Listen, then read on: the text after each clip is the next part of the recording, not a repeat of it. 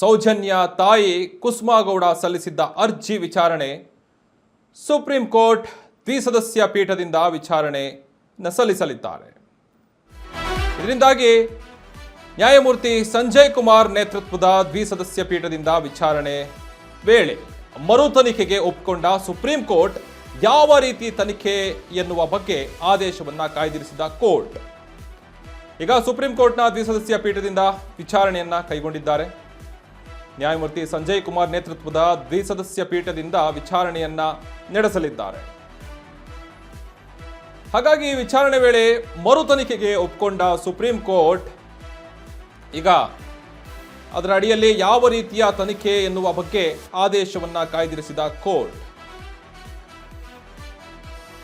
ಹಾಗಾಗಿ ಧರ್ಮಸ್ಥಳ ಸೌಜನ್ಯ ಪ್ರಕರಣದಲ್ಲಿ ಸಂಬಂಧಿಸಿದಂತೆ ಒಂದು ಅತ್ಯಾಚಾರಿ ಪ್ರಕರಣದಲ್ಲಿ ಸೌಜನ್ಯ ತಾಯಿ ಕುಸುಮಾವತಿ ಗೌಡ ಸಲ್ಲಿಸಿದಂತಹ ಅರ್ಜಿಯನ್ನ ಈಗ ಸುಪ್ರೀಂ ಕೋರ್ಟ್ನ ದ್ವಿಸದಸ್ಯ ಪೀಠದಿಂದ ವಿಚಾರಣೆಯನ್ನ ತೆಗೆದುಕೊಂಡಿದ್ದಾರೆ. ಆ ವಿಚಾರಣೆ ವೇಳೆ ನ್ಯಾಯಮೂರ್ತಿ ಸಂಜಯ್ ಕುಮಾರ್ ನೇತೃತ್ವದ ಈ ದ್ವಿಸದಸ್ಯ ಪೀಠದಿಂದ ವಿಚಾರಣೆಯ ವೇಳೆಗೆ ಮರು ತನಿಖೆಗೆ ಒಪ್ಪಿಕೊಂಡ ಸುಪ್ರೀಂ ಕೋರ್ಟ್ ಒಂದು ಮಹತ್ವದ ತೀರ್ಪು ಬರುವಂತಹ ಸಾಧ್ಯತೆ ಇದೆ ಅನ್ನೋದು ಕಾಣಿಸ್ತಾ ಇದೆ. ಹಾಗಾಗಿ ಇಷ್ಟು ವರ್ಷ ಅದರ ಬಗ್ಗೆ ತನಿಖೆ ನಡೀತಾ ಇತ್ತು.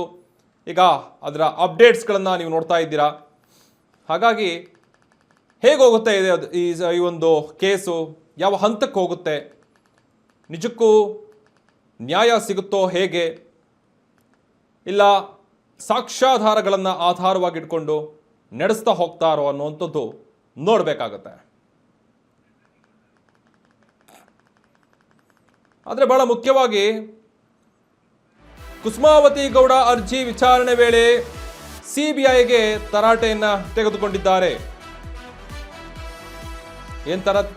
ಏನು ಹೇಳಿದ್ದಾರೆ ಅಂತಂದ್ರೆ, ತನಿಖಾಧಿಕಾರಿ ಘಟನಾ ಸ್ಥಳಕ್ಕೆ ಯಾಕೆ ಹೋಗಿರಲಿಲ್ಲ,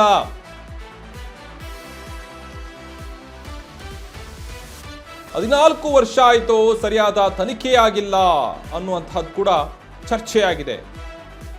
ಆದರೆ ಸಾಕ್ಷಿಗಳಿಗೆ ಭದ್ರತೆ ಮಾಡುವಂಥದ್ದಲ್ಲಿ ಒಂದು ಕೆಲಸ ನಡೀತಾ ಇದೆ ಅನ್ನುವಂಥದ್ದು ಆರೋಪ ಕೂಡ ಹೇಳಿದ್ದಾರೆ. ಆದರೆ ಆದೇಶ ಮಾಡಿದ ಬಳಿಕ ಮಧ್ಯಂತರ ವರದಿ ಕೇಳುತ್ತಿವೆ, SIT ರಚನೆಯ ಬಗ್ಗೆ ನಾವು ನಿರ್ಧರಿಸುತ್ತೇವೆ ಅಂತ ಹೇಳಿ ಈಗ ಅದ್ರ ಮುಂದುವರಿದ ಭಾಗವಾಗಿ ನಾವು ನೋಡಬಹುದಾಗಿದೆ.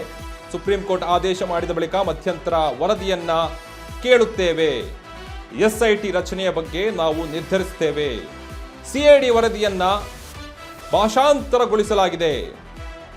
ಹಾಗೆ ಈ ರೀತಿಯಾದಂಥ ಆರೋಪಗಳು ಕೇಳಿ ಬರ್ತಾ ಇದೆ. ಹಣಕಾಸು ಕೊರತೆಯ ಒಂದಿಷ್ಟು ವಿಚಾರಗಳು ಸಮಂಜಸವಲ್ಲ ಇವು. ಹಾಗಾಗಿ CBI ಅಧಿಕಾರಿಗಳಿಗೆ ಸುಪ್ರೀಂ ಕೋರ್ಟ್ ಸಖತ್ ತರಾಟೆ ತೆಗೆದುಕೊಂಡಿದೆ. ಸೌಜನ್ಯ ವಿಚಾರವಾಗಿ ಬಹಳಷ್ಟು ಚರ್ಚೆಗಳು, ವಿವಾದಗಳು, ವಾದಗಳು ಎಲ್ಲ ನಡೆದು ಹೋಗಿ ಎಷ್ಟೊಂದು ಹಂತಕ್ಕೆ ತಲುಪಿ ಈ ರೀತಿಯಾದಂಥ ಪ್ರಕರಣಗಳು ಬೇರೆಲ್ಲೂ ನೋಡಲು ಸಾಧ್ಯವಿಲ್ಲ ಅನ್ನೋ ರೀತಿ ಕರ್ನಾಟಕದಲ್ಲಿ ಭುಗಿಲೆದ್ದಿದ್ದಂತಹ ಈ ವಿಚಾರ ಈಗ ಕುಸುಮಾವತಿ ಗೌಡ ಅವರ ಅರ್ಜಿ ವಿಚಾರಣೆ ವೇಳೆ CBIಗೆ ತರಾಟೆ ತೆಗೆದುಕೊಂಡಿದ್ದಾರೆ.